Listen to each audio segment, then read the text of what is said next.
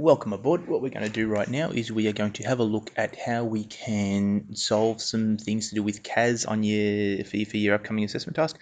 Basically, these are the things we'll be looking at. We'll be looking at determining an x-intercepts, y-intercepts, and turning points.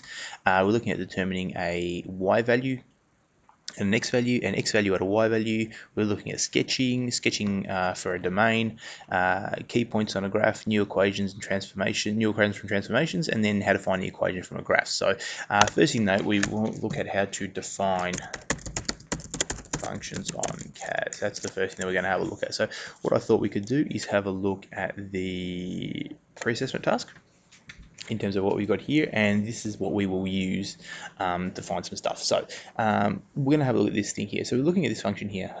Screen throwing a water balloon using this function. So what we're going to do, we're going to define this function to start with. So we're going to say define, and it's h of x. Doesn't matter what this letter is. This is our variable. This is our independent variable x. So h of x equals negative 2x squared, negative 2x squared plus 30x plus 48 plus 30x plus 48. So now that's stored. Okay, so now that's what we've got. That's the information we've been given. So now from there, what we want to do is we want to say let's determine the y-intercept. So for the y-intercept, I'm going to write y-int, y-int. That's what we're trying to find. What we do is we let x equal 0. So to do that, we say h of 0, because that's what we're doing there, and it tells us that it is 48. So that's all that we have to do for that. If we want to find the x-intercept, so that's our y-intercept, 48. If we want to find the x-intercept, what we do is we let this thing here equal 0 and we solve for x. So we say solve, h x equals 0 for x. So we're taking this equation, it's stored this into h of x, and we're letting that equal 0, and then we're solving it for our x values. We press enter, and it tells us these are our two values of x. So these are where our two x-intercepts are. If you do it here in the calculator, it'll give you exact values. If you look at it on the graph, then it'll give you, it'll give you decimals. So here we have exact, in the graph we have decimals. So what we do, if we want to graph this as well, because, we've looked at how to determine x-intercepts, y-intercepts. We're going to have a look at turning point now, and we're going to look at how to sketch.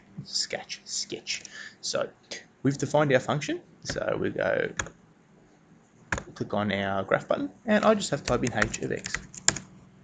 And there it is there. It's a bit wonky, it's a bit out of whack, so I'm going to zoom out.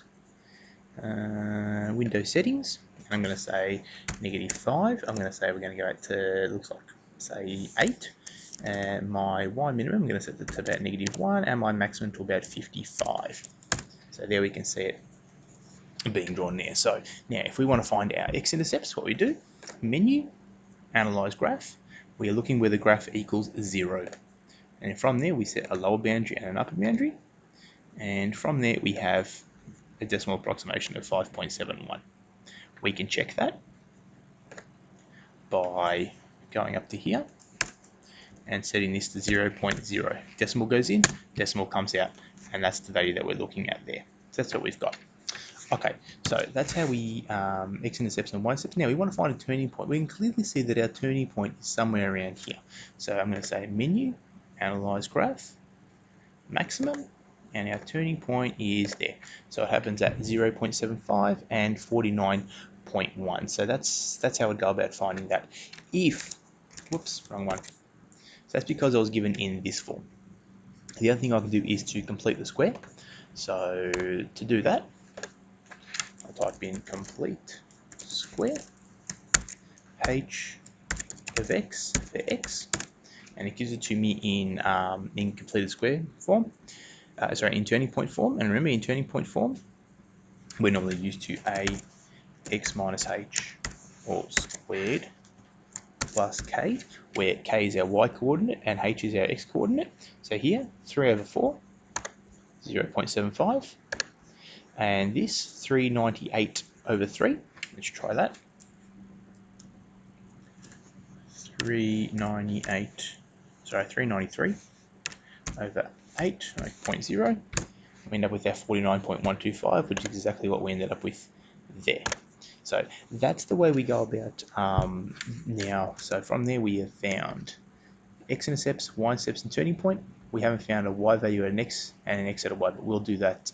We'll do that next. So we want to find the y value at an x value. So say we want to find out. Let's see what's in the context of the question. We want to find out.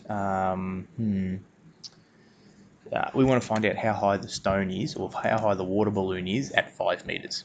So at 5 meters, we'll do h of 5, and our water balloon has a height of 13 meters. We want to do h of 10. That's where it is at 10 meters. It's actually negative 122. We know that's not right. So that's the thing we can do there. Now, if we want to find out where the water balloon is 10 meters above the ground, what we do is we type in we say solve h of x equals 10 for x. And it tells us when it is 10 meters above the ground. So it's at these two values. If you want a decimal, 10.0, and it gives it to you in decimal. So that's an option we have there. So that's how we find out where is it, the y value at an x value. So that was the first thing. That's h of 5, and this is where h of x equals 10. So that's what we did there. We've also had a look at sketching. Next thing we're going to do is we're going to look at sketching over a domain and the key points of a graph.